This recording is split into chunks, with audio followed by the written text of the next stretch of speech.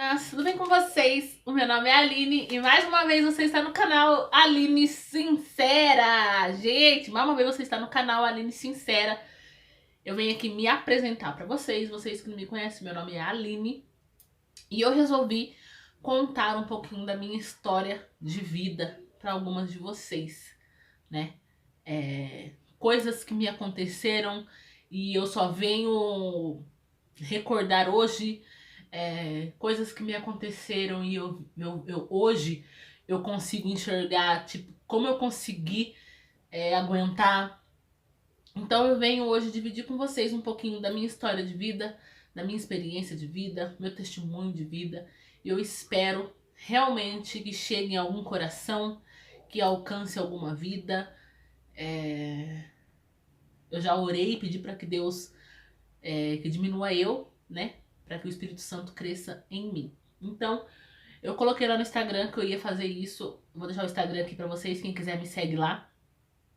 E uma seguidora, ela me ajudou muito, ela mandou mensagem para mim e falou: Aline, escreve, faz tipo um roteirinho do que você vai fazer, do que aconteceu, para você não se perder. E ela me ajudou muito nisso e eu realmente eu fiz esse roteirinho, tá tudo aqui. Eu acredito que vai dar aí umas 8 partes, né, dessa história, que é longa, né, gente? Tô com 33 anos, então haja 32 anos, então haja história, né? E eu espero muito que vocês gostem, né? Eu vou pedir pra vocês deixar like, bastante like, pra que o YouTube entregue o vídeo pra mais pessoas. Eu vou pedir pra você que não é inscrito no canal, se inscreva no canal e fazer parte do canal e da família. E é isso, gente. Sem mais delongas, vamos lá pro vídeo. Vamos lá pra nossa história da minha vida.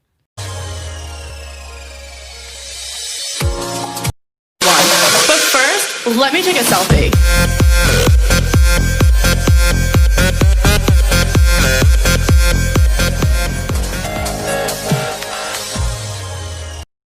Como eu já me apresentei aí pra vocês, meu nome é Aline, tenho 32 anos, 3 filhos lindos, maravilhosos.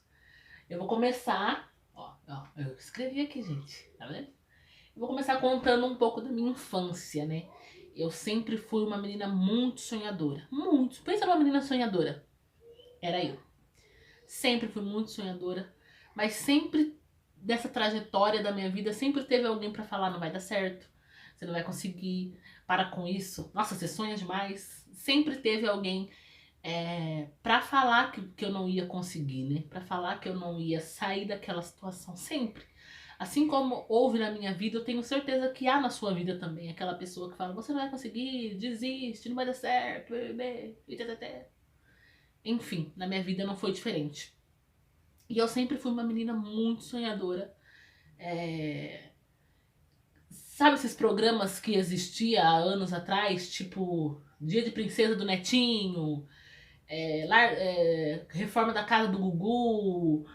Esses programas assim eu sempre adorei, sempre, toda a minha vida eu escrevi cartas pra esse programa. Tem um vídeo aqui no canal, dá uma procuradinha aí, mas se eu achar eu vou deixar aqui no link do vídeo pra vocês. Tem um vídeo mostrando uma dessas cartas.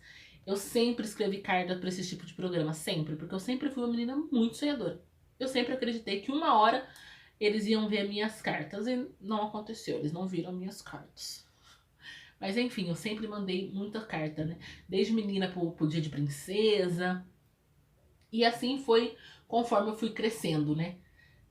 A minha infância foi uma infância muito difícil. Não diferente de várias pessoas também, né? Nasci numa comunidade muito pobre. Venho de uma família bem pobre. A minha mãe nos criou sozinha, sem pai, sem nada. Eu tive pai, né? Meu pai morava próximo da minha casa, mas meu pai era alcoólatra. Era uma pessoa muito boa, mas era alcoólatra, né, gente? Escravizado aí pelo álcool. Então a minha mãe me criou só. O meu pai, ele pedia moeda pra mim. As moedinhas que eu tinha, meu pai vinha: filha, dá uma moedinha pra comprar uma pinga, né? E a gente dava, aí meu irmão dava, né? As moedinhas pro meu pai. Então foi uma infância bem complicada, como metade da população brasileira, né? A gente foi muito pobre, uma mãe muito batalhadora, muito guerreira, que trabalhava dia e noite para trazer o sustento para dentro de casa. Minha mãe já trabalhou a troco de um prato de comida, já trabalhou, já fez faxina a troco de um prato de comida para sustentar os filhos, né? Então a minha infância não foi diferente da de muitas pessoas. Na escola eu sofri muito, mas muito. Na minha época não tinha esse negócio de que hoje em dia tudo é racismo, é preconceito, bullying, né? Na minha época não tinha isso. Na minha época era brincadeira de criança. Na minha época não existia bullying. Na minha época não era tão falado sobre o racismo como é hoje, né? É muito importante isso, é muito importante isso. Na minha época não existia isso, não se falavam disso. Então, na minha escola, na minha sala, eu era praticamente a única negra, a única menina preta da sala, era eu. E do cabelo ruim pra eles, né? Porque pra sociedade você tem que ter cabelo liso. E eu tinha o cabelo ruim, né? Eu era negra e eu morava na favela. Então, pensa, eu sofria muito com isso. Então, por esse sofrimento, eu acabei desenvolvendo uma personalidade agressiva. Eu era bem agressiva, eu era bem bagunceira na escola, porque assim, eu criei uma personalidade pra me defender. Então as pessoas tinham medo de mim, porque eu era bem brava, bem agressiva. Porque eu criei isso pra meio que me defender daquele preconceito todo que eu sofria, né? Na escola. Era de aluno, era de professor, sim, eu sofri muito preconceito com os professores. E isso tudo foi mexendo comigo. Eu não só sofria preconceito na escola, como eu sofria preconceito dentro de casa. Meus irmãos me chamavam de negrinha, macaca. Eu era a única mais escurinha da família, né? A mais escura da família. Escurinha não, a mais escura da família. Então eu acabei desenvolvendo uma depressão na infância, né? E eu comecei a fazer tratamento com psicólogo durante anos e anos e anos e anos da minha vida por conta disso. E eu tinha muita raiva de ser negra. Eu tinha muita raiva. Eu olhava na frente do espelho e falava. Eu tinha raiva da minha boca, eu tinha raiva do meu nariz, eu tinha raiva daquilo porque as pessoas não gostavam de mim porque eu era daquele jeito. Eu ficava perguntando, poxa, eu podia ser diferente, eu podia ter um nariz assim, uma boca assim, uma cor mais clara. Porque aí as pessoas iam gostar de mim, então eu queria me encaixar naquilo, né? Eu peguei raiva porque as pessoas não me aceitavam e eu queria ser aceita. E era muito difícil, muito difícil. E com o passar do tempo, com os tratamentos, com o psicólogo, né? A gente vai acabando superando, mas assim, não supera totalmente. E na minha adolescência, juventude, né? Eu fui procurar emprego e eu sofri preconceito nesse emprego.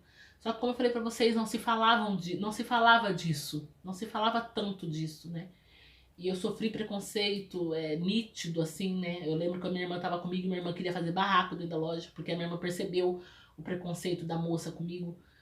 E foi muito triste. Depois daquilo, eu peguei um trauma de procurar emprego. Muito grande, muito grande. Eu tinha muito trauma de sair pra procurar emprego, então eu parei na minha adolescência, né? Até que eu consegui Ah, não, voltando, não posso esquecer disso. Tem um vídeo aqui no canal também falando sobre isso. Voltando a falar sobre escola. Na escola eu nunca dancei festa junina. Assim, eu sempre dancei festa junina, mas eu sempre fui o menino da festa junina. Eu nunca fui a menina da festa junina. Por que eu nunca fui a menina? Porque eu não tinha cabelo grande pra fazer as trancinhas. Eu era negra, né? E nenhum menino queria dançar comigo. Os meninos queriam dançar com as meninas brancas, que tinham o cabelo comprido. E eu sempre ficava, nunca tinha ninguém pra dançar comigo. E acabava que a professora me colocava pra dançar com uma menina. E sim, a professora me colocava de menino. Porque eu tinha o cabelinho curtinho, eu me encaixava melhor no papel de menino, né? Então eu sempre dancei, porque eu sempre gostei muito de festa junina. Até falo pro Paulo, se um dia eu tivesse condições, Deus me desse condições, a minha festa de casamento seria junina pra mim ser a noiva da festa. Mas enfim, a professora sempre me colocava de menino, né? E isso é uma coisa que eu carrego, eu já superei, mas ainda carrego, né? Uma coisa que você não vai esquecer, você supera, mas não esquece, né? Por fim, cheguei na minha adolescência, na minha juventude, como eu falei pra vocês, de emprego, coisa e tal. E não conseguia, né? Aí com 15 anos, conheci o pai do Matheus, né? O pai do meu filho mais velho. Ele era um jovem abandonado também pela mãe, não vou falar a história dele, porque não cabe a mim, né, contar. Mas a minha mãe sempre foi uma mulher de um coração generosíssimo, enorme, acolheu ele pra dentro de casa. E eu e ele começamos a ter... Eu era uma menina, eu tinha 13, 14 anos, né? Começamos a... Não, gente, desculpa. A história do emprego foi depois que eu já tinha conhecido ele. Me perdi, desculpa.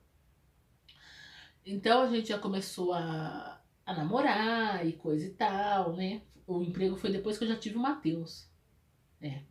Me perdi.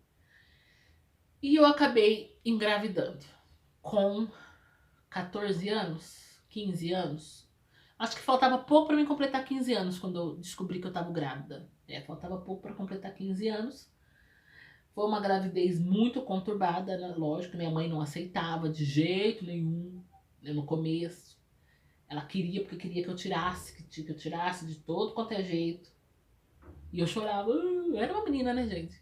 Tudo que falasse pra mim, tava falado, né?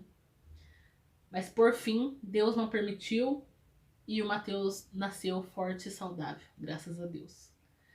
Foi aí que a minha vida adulta começou, quando o Matheus nasceu. Quando eu vi aquela carinha, eu olhei e falei, e agora? Tem até uma matéria no jornal local da época que conta sobre gravidez na adolescência e mostra, e eles foram me entrevistar na época, né? Da boneca ao bebê era o título da matéria, porque foi bem isso que me aconteceu. Né? E quando o Matheus nasceu, sim, lembrei. Gente, me desculpa que eu vou ter que ir lembrando aí durante o vídeo. Quando eu engravidei do Matheus, eu trabalhava no primeiro emprego no Banco do Brasil. Quando eu engravidei do Matheus, eu trabalhava nesse primeiro emprego no Banco do Brasil. E aí eu engravidei, né? Tive o Matheus. E quando o Matheus nasceu, era pra eu voltar pra esse primeiro emprego. Só que eu tive depressão pós-parto. Eu tive uma depressão muito severa. Não foi, na verdade, não. Os médicos falam que não foi pós-parto, mas que ela desencadilhou no nascimento do Matheus. Por quê? A minha chefe lá do banco onde eu trabalhava, ela era o cão encarnado. Ela me maltratava muito, mas muito mesmo, muito. E imagina, 14 para 15 anos, me descubro grávida, fazia lá o meu primeiro emprego, a chefe que maltratava. Tudo aquilo foi minha mãe que não aceitava a gravidez, tudo aquilo foi tornando um turbilhão de coisas. E a gestação, e aí pensa. Parar porque o meu negrinho preto tava me solicitando. Então, meninas, foi um turbilhão de coisas, né? Um turbilhão de sentimentos, um turbilhão de pensamentos. E eu não sabia, eu não soube, lógico, né? Lidar com tudo aquilo que estava acontecendo comigo. E assim que o Matheus nasceu, no outro dia eu fiquei mal, comecei a ter quadros de vômito, fortes dores de cabeça dores de cabeça de gritar, e os médicos não sabiam o que estava acontecendo, e era exame aqui, exame ali. Eu me lembro que o Matheus, ele ficava... teve alta, tudo, e eu continuei no hospital, e eu me lembro que tinha um bercinho escrito acompanhante, né, porque o Matheus era meu acompanhante, porque ele não podia ir embora, porque eu tinha acabado de dar luz, ele tinha que mamar. E os médicos tentando descobrir o que era, achavam que era anestesia, depois acharam que tinha esquecido alguma coisa dentro de mim. E foram vários achados, várias coisas que os médicos achavam, e não chegavam em lugar nenhum. Eu continuava ruim, eu piorando. Até que tive alta, tudo. Até que depois de uns 3, 4 meses, o banco em que eu trabalhava... Aí eu fui afastada pelo INSS, né? Pelo INSS, o INSS me afastou. E até que o banco que eu trabalhava, que era o Banco do Brasil, eles arrumaram uma clínica psiquiátrica pra mim. E lá tinha um psiquiatra muito bom, ele era japonês. Não me lembro o nome dele. Eu praticamente não vivia nesse mundo, gente. Eu era aérea. Eu não me lembro o nome dele, mas ele era um psiquiatra muito bom, muito renomado aqui. E aí entrou com medicação, eu tomava Rivotril, amitriptilina, diazepam. Foi testando vários tipos de remédio até que eu parei no Rivotril e na amitriptilina, se eu não me engano, que é um remedinho pequenininho, amarelo, que te derruba. E aí esse médico, ele meio que descobriu... Ô, Lore, traz o powerbank pra mãe. ele descobriu, né? E ele falou pra minha mãe, a sua filha tá com depressão, síndrome do pânico, fobia social e darará, darará, darará. E, né, quando esse médico descobriu, eu já tava muito mal, muito debilitada. Então eu já tava muito debilitada, né? Eu tava pesando, eu cheguei a pesar 40 quilos, né? Então eu tava bem debilitada, cheguei a pesar 40 quilos. Eu usava fraldas, porque eu não tinha força pra levantar da cama. A vida tinha acabado pra mim, né? E o Matheus pequenininho. Então eu vou terminar de contar essa história no próximo vídeo pra vocês, que já tá acabando meu tempo, então no próximo vídeo eu volto.